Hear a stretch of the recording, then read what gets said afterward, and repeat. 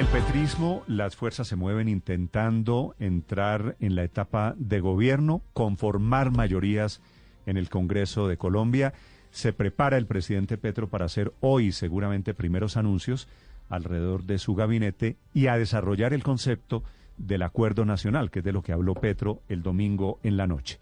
Uno de los políticos, de los hombres más influyentes, más cercanos al nuevo presidente de Colombia, es el senador Armando Benedetti.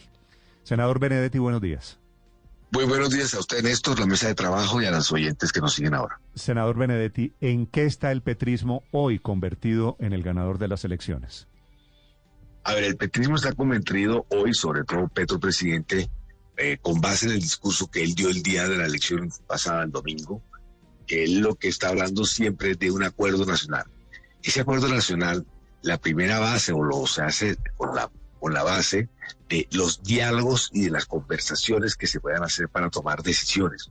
O sea, él de alguna u otra forma está invitando a todos los sectores y actores políticos a un acuerdo nacional sobre unos temas fundamentales, ya sea la transición energética, la justicia tributaria, la paz, el tema de la justicia social, etcétera. Y con base en eso es que se va a desarrollar el acuerdo nacional. De hecho, Néstor, nosotros él venía hablando con la Junta, la ANDI, con los principales grupos económicos, no para buscar votos en ese momento ni para buscar recursos, sino para decir que en el momento que él ganara, esos espacios que estaba ahorita en la campaña iban a seguir sucediendo una vez elegido. Eso es lo más importante en lo que estaba el petrismo, en buscar un acuerdo nacional con los diferentes actores políticos. Sí. Ahora, senador Benedetti, acuerdo nacional quiere decir... ¿Petro o ustedes en el petrismo están dispuestos a ceder en algo, a buscar consensos, o es que los demás se unan y los apoyen a ustedes simplemente? No, aquí no se trata nunca de imposición con base en las mayorías. Aquí somos conscientes de que esto quedó 50-50 y lo que hay que empezar es atender puentes que ya se habían empezado a atender, la primera piedrecita del puente con las reuniones de los grupos económicos, empresarios y varios gremios y líderes sociales. Entonces es lo que hay que buscar, es buscar esos puentes para que no sea nada impuesto, ni nada sea por mayorías, sino todo tiene que ser por consenso. En eso está Petro, con base en respetar al Congreso, en buscar unas mayorías que de alguna otra forma se están dando ya, y al mismo tiempo con base en respetar a los jueces, las instituciones, etcétera. En eso es que está Petro. Y por eso a las personas, hay algunas que los que no escucharon a Petro, es ese 50-50 que nos estuvo aquí, buscando a ver cómo se empieza a tener puente con ellos, porque se sabe que él quiere ser gobernante para todos los colombianos. Sí. Senador, cuando hablamos de un acuerdo nacional, ¿es acuerdo con quién? ¿Acuerdo con los parlamentarios? ¿Acuerdo entre fuerzas políticas? ¿Cómo se imagina usted poner a andar ese acuerdo nacional? Exacto, la pregunta que le voy a responder, yo mismo, yo como Benedetti. Yo creería que con la primera persona que hay que tener contacto es con el nuevo presidente Uribe. Cualquier acuerdo nacional, con él es que realmente podría funcionar porque él es una persona, un actor importante en la política, dirige o lidera o una facción muy grande del país lo sigue. Y por lo tanto, a título personal, como Armando Benedetti, como usted me lo acaba de preguntar, ¿cómo me imagino eso? Yo creo que tenemos que empezar a hablar y a concertar los puntos fundamentales con el mismo presidente Uribe. Pero un acuerdo nacional es para meter a unas fuerzas políticas, yo no sé si el uribismo, me imagino que no, para meterlas en el gobierno. Los acuerdos nacionales no se deben hacer con base en los ministerios, se deben hacer con base en políticas públicas. Pero si más allá de en ese acuerdo que usted lo vaya a tener, alguien está dispuesto a asumir una política pública, demuestra que sabe sobre el tema, que tiene los preceptos, los principios básicos para desarrollarlo, uno no descarta que eso pueda suceder. Pero no quiere decir que es un requisito sine qua non de que si no hay ministerio no hay acuerdo nacional. Es al revés. Una vez hecho el acuerdo nacional, uno podría pensar en ese tipo de situación. Claro, pero con base en esas primeras ideas, senador Benedetti, ¿el acuerdo nacional con el expresidente Álvaro Uribe giraría en torno a qué? Porque hemos visto que en los últimos 20 años realmente la polarización política en Colombia ha girado en torno a dos nombres y a los seguidores de esos nombres, que son Gustavo Petro y Álvaro Uribe. ¿El acuerdo nacional implicaría un borrón y cuenta nueva, un apretón de manos y decir hasta aquí llegaron los ataques feroces de un lado y del otro? A ver, recuerda usted que he insistido mucho en la entrevista en que el país está 50-50. Sería un error creer que las ideas de unos son las perfectas y se pueden hacer a través de imposiciones o buscando unas mayorías. Aquí realmente la vocación del presidente Petro es hacer un acuerdo nacional.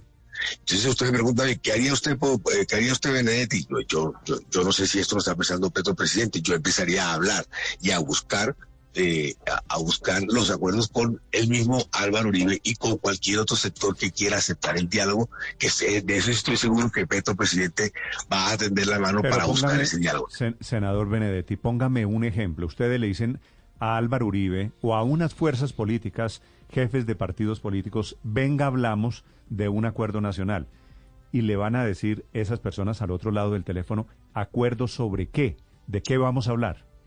A ver, es al revés. Ellos se tienen que acercar a nosotros a decirnos con base que es un acuerdo. Porque si yo invito a alguien con un listado de requisitos, pues no estoy haciendo nada sino tratando de imponerle a unas personas algo. Hay que decirles a ellos, dialoguemos, y en ese diálogo usted es el que me tiene que presentar realmente qué podemos poner de acuerdo. Y estoy seguro que el presidente Petro, a la hora que él sepa de que eso es bueno para el país, para los colombianos, lo va a aceptar, lo va a coordinar y lo va a implementar y lo va a desarrollar. Sí. ¿Usted quién cree, senador Benedetti, que va a ser el jefe de la oposición en el Congreso? Esa es una buena pregunta, porque aquí hay una distorsión en nuestra democracia, ¿verdad? El señor Rodolfo Hernández sacó casi 10 millones y medio de votos, y entonces él no tiene un parlamentario en el Congreso. Si hubiera sido presidente, no tiene un parlamentario en el Congreso, no tiene una bancada. Entonces, ¿él pudiera ser jefe de la oposición? Yo no sé, porque yo no sé si los senadores y representantes que fueron elegidos por el Centro Democrático, por Cambio Radical, etcétera, entonces ellos van de alguna u otra forma a aceptar de que ese sea su líder de oposición. Tendremos que esperar a que ellos se desarrollen entre los que se quieren declarar de oposición, porque acuérdese usted que los partidos tienen que declararse si son de gobierno o no, y por lo tanto, entonces son los partidos los que van a decidir quién es oposición y después tendrán ellos que dirimir quién es el líder de esa oposición. Claro, por eso, pero entonces los partidos políticos que no tienen a Rodolfo Hernández, porque Rodolfo Hernández no pertenece a ningún partido político. Entonces, de acuerdo. Entonces la alternativa es que el jefe de la oposición o la jefe de la oposición sea la senadora María Fernanda Cabal en el Congreso, por ejemplo. Usted lo dice y no sería nada absurdo. Y hay los argumentos para que así lo sea.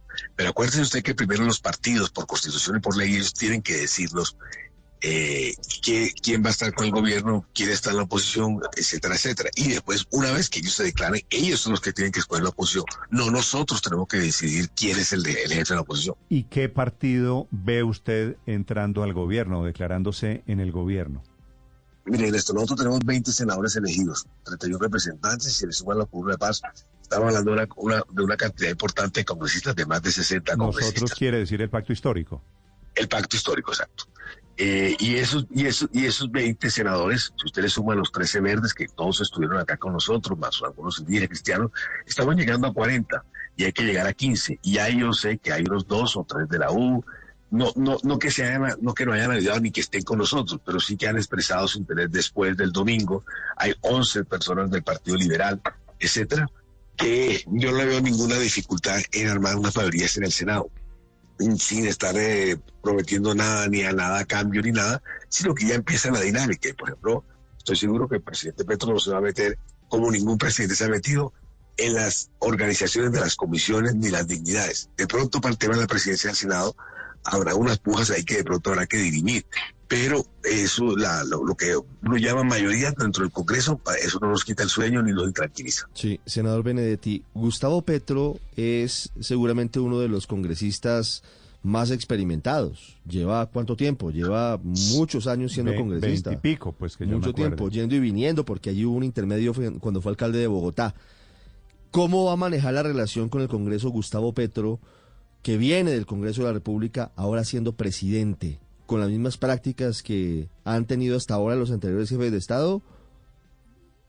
No, a ver, el presidente Petro está muy preocupado por el tema de las mayorías. Cuando usted ve una persona como el presidente Petro preocupado por las mayorías dentro del Congreso, Lo único que se traduce de eso es que él está respetando la institucionalidad del Congreso y mucho más la de la Presidencia de la República. Entonces, ¿cómo se van a hacer ese tipo de relaciones?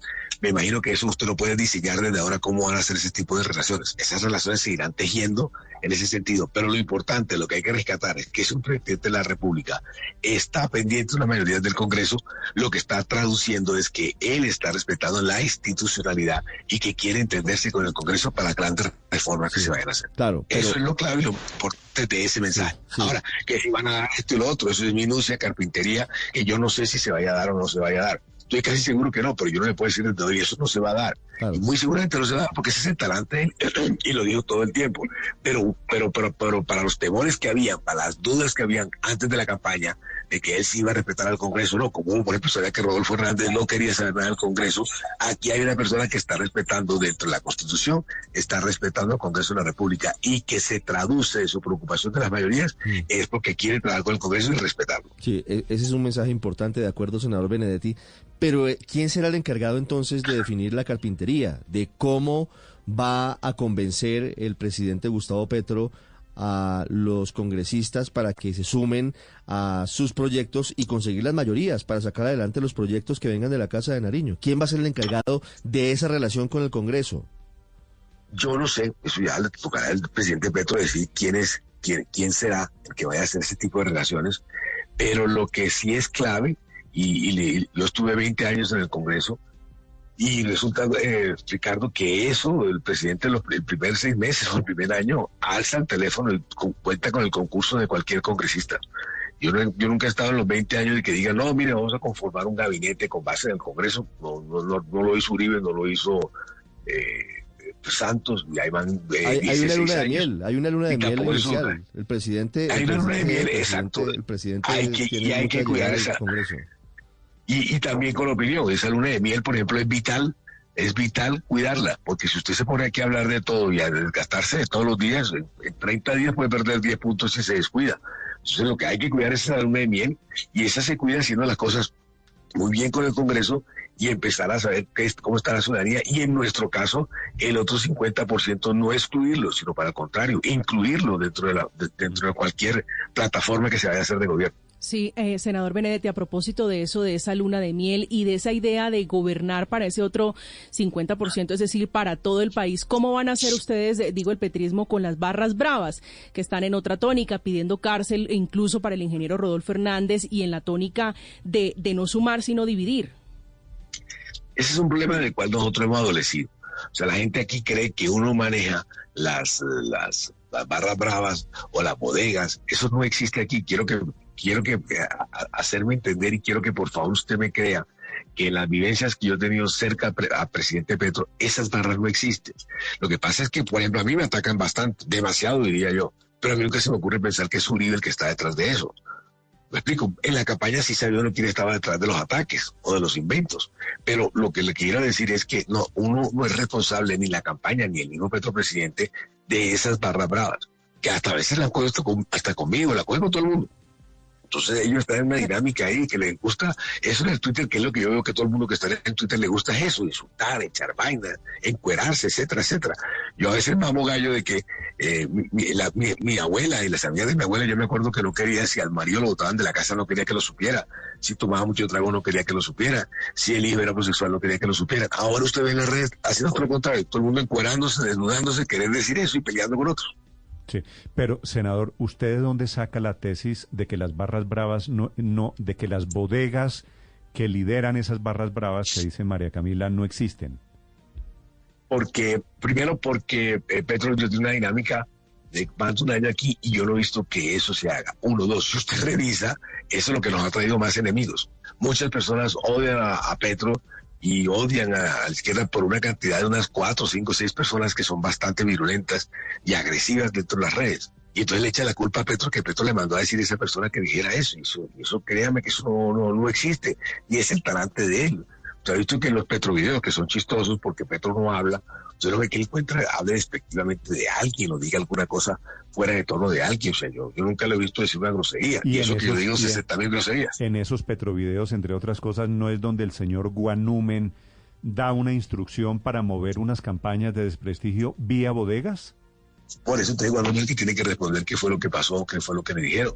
Y Guanúmen no manejaba las comunicaciones como le estaban diciendo. Aquí siempre las manejó un señor que es un señorazo que nos ayudó muchísimo en la campaña, que fue vista de la campaña, que se llama Anthony Gutiérrez Rubí. Entonces, él era el que manejaba eso, no alguien que está ahí.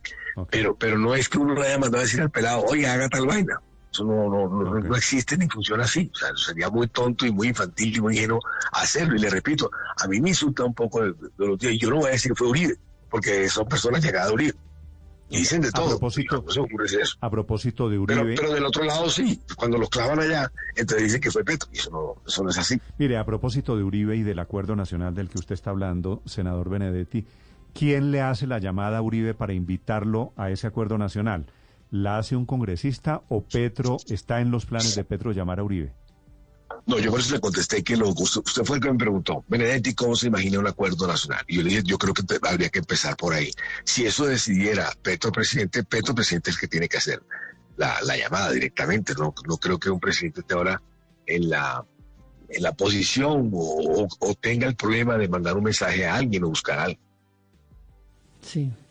Senador Armando Benedetti, cuando usted habla del acuerdo nacional sobre los temas fundamentales, menciona usted de primero dos grandes temas económicos, la transición energética y la justicia tributaria, temas que se mueven en las comisiones quintas y tercera del Senado. ¿Cómo van ustedes a organizarse en el pacto histórico para integrar esas comisiones? ¿Quiénes de esos 20 senadores irían para allá? Porque ya finalmente está el 20 de julio encima. ¿Cuáles son los cálculos que tienen? María Alejandra, aquí la cosa siempre ha funcionado. Yo le repito, llevo 20 años en el Congreso de la República. Todo lo que son composiciones de las comisiones se hace con base en un porcentaje. Me explico, son 108 senadores. Usted sacó 20 senadores y en la comisión hay 20 congresistas, tienen derecho a 4 cupos. Va a ponerle un ejemplo así que podría pasar en la comisión primera. Así se hace con porcentajes de acuerdo a lo que usted sacó. Pero después vienen unas conversaciones entre unos compromisarios que se nombran de cada partido. Entonces de pronto sobran 2 cupos en la primera y nadie quiere estar ahí, te lo cambian por la tercera, etcétera. Es verdad que el gobierno puede estar muy atento a eso que usted acaba de decir. Bueno, que en ese momento será el ministro del Interior que se decide. Bueno, que está pasando en la Comisión Tercera, si ahí vamos a hacer una gran reforma. Pero el Congreso siempre ha sido autónomo. Yo llevo 20 años ahí, fui presidente del Congreso y nunca jamás se mete el gobierno para el tema de la composición de las comisiones. De hecho, la primera que lo intentó fue hace 4 años cuando me querían sacar de la comisión primera. Pero como hay unos lazos muy fuertes entre nosotros los compromisarios y dentro de los partidos, pues se respetan las comisiones de donde usted viene.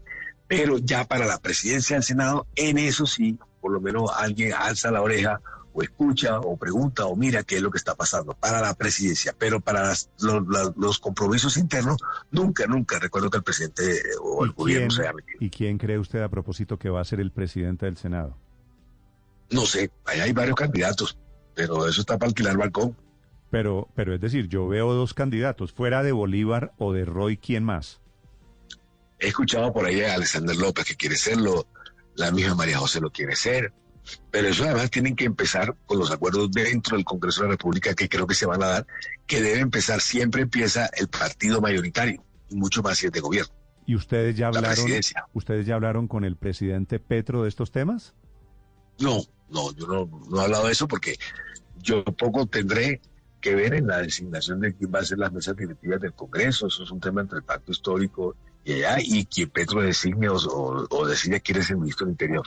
Y espero no tener nada que ver con la conformación de esas mesas. Ya no me elegí en el Congreso, quiero dar unas vacaciones del Congreso, pero de verdad. Sí, senador Benedetti, a propósito, ¿cuál es su futuro? Usted termina su carrera como congresista dentro de 3 semanas, pero arranca gobierno. ¿Qué aspiración tiene o qué ha hablado con el presidente Petro?